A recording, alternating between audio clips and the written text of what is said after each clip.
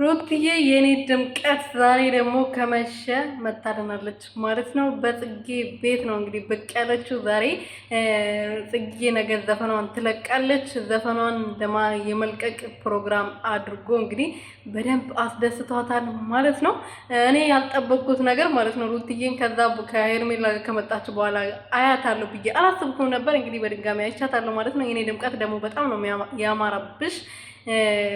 ጽጌን ደስ እንዲላት ነው እንግዲህ ሰርፕራይዝ ያደረጓት ማለት ነው። እንኳን ደስ አለሽ ጽጌ፣ ስለዚህ ቀን እንኳን በሰላም ደረሽ። ፈጣሪ እንግዲህ ከዚህ በላይ አንቺ ስኬት ያሳያል።